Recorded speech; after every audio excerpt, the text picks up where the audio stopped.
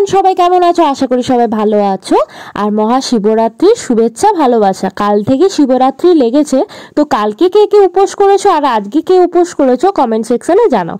কালকে গেছিলাম স্মৃতির বাড়িতে মেহেন্দি পড়তে। প্রথমেই ওর কাছে হাত পেতে বসে পড়েছিলাম যে ভিক্ষে দে মা। না না, ও ভিক্ষে দিত না, ও মেহেন্দি পরানোর জন্য আমাকে বলেছিল হাতটা সোজা করে পেতে রাখ। আর ওর ফ্লুয়েন্টলি মেহেন্দি পড়া মানে কার কার ভালো লাগে আর কে কে ওর কাছে পড়েছো সেটাও অবশ্যই কমেন্টে জানাও। আমার তো ভীষণ ভালো লাগে। আর আমি ওকে বলেইছিলাম যখন ও নতুন শুরু করে কাজ, আমি বলেছিলাম আমার যখন ইচ্ছা হবে আমি কিন্তু আগের দিন বুকিং করে বা সেদিন 1 ঘন্টা আগে বুকিং করেও চলে যেতে পারি। ও বলেছিল অলওয়েজ তোর জন্য ওয়েলকাম। মেহেন্দি দিয়ে এই ফিলিং করার ব্যাপারটা দারুণ লাগে বলুন দেখতে। আর কালকে এই পার্টটা ছাড়াও বেস্ট পার্ট ছিল মহাদেবের এই ফিগার। আর মহাদেবের ফিগার মেহেন্দি দিয়ে আঁকা খুব একটা কিন্তু ইজি ব্যাপার নয়। যারা মেহেন্দি আর্টিস্ট আছো তারা তো বুঝবেই ব্যাপারটা, আর যারা না আছো তারাও বুঝবে। নেক্সট কথাটা বলি, কালকে আমি ভিডিও পোস্ট করার পর বা ফটো পোস্ট করার পর অনেকের মন্তব্য অনেক রকমের এসছে। বেশিরভাগ মন্তব্য ভালো এসছে, কয়েকজনের মন্তব্য একটু নেগেটিভ এসছে। যাই হোক, অনেক রকমের মানুষ আছে, সবার ধারণা আলাদা হতেই পারে। কিন্তু এখানে আমি আমার মন্তব্য ক্লিয়ার করে বলে দিই আজকে এই ভিডিওর মাধ্যমে, তাই শেষ অবধি দেখার অনুরোধ করলাম। আচ্ছা, প্রথমেই বলে দিই আমি কিন্তু মেহেন্দি বাঁ হাতে করেছিলাম, নট পায়ে।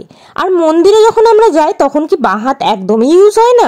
প্রণাম করার সময় তো আমরা 2 হাত দিয়ে প্রণাম করি, তাই না বলুন? যারা আমাকে এই কোশ্চেনগুলো করেছেন যে বাঁ হাতে আঁকাটা উচিত হয়নি, তারা এই অ্যান্সারটা দেবেন। আর যাদের হাত নেই তারা পা দিয়েই তো সবকিছু করে, রান্না করে, খাবার খায়, প্লাস ঠাকুরকে প্রণাম করে, ঠাকুরকে পুজো করে, প্লাস সবকিছুই করে সেই পা দিয়েই। তখন তাকে কি বলবে? আচ্ছা, দুনিয়ার কিছু জিনিস কি আপনারা চেঞ্জ করতে পারবেন?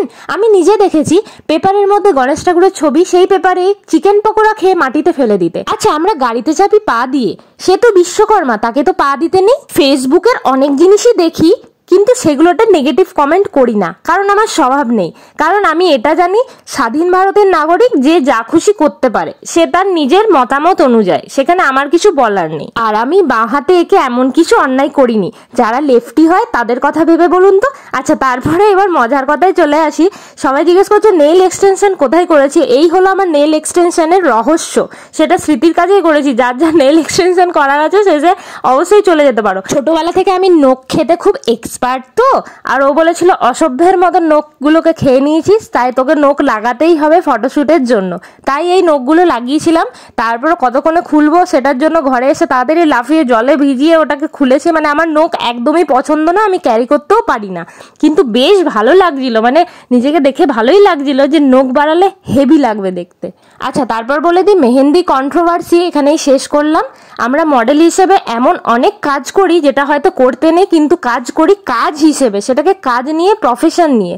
তো আমি যেই কোশ্চেনগুলো করেছিলাম সেটার অ্যান্সার থাকলে অবশ্যই কমেন্ট সেকশনে জানাবেন। নেগেটিভ মতামত শুনতে বেশ ভালোই লাগে, মজা পাই। আর পজিটিভ মানুষ তো প্রচুর আমার চারিপাশে। সবাই ভালো থাকবেন, সুস্থ থাকবেন।